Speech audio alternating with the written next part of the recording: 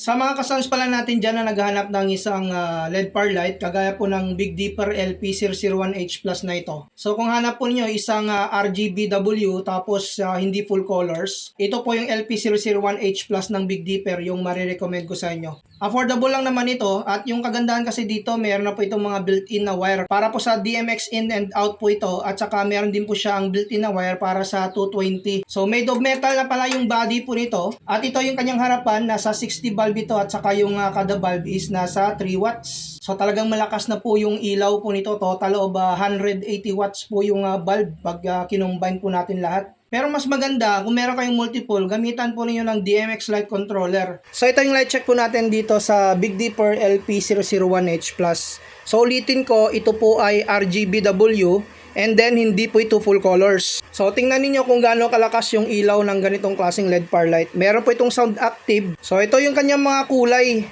Yan yung red, yung green, yung blue, puti. Tapos yung mga color combination na po yan Kaya mas maganda talaga merong DMX controller para mas kontrolado po ninyo yung mga kulay na gusto po ninyo dito.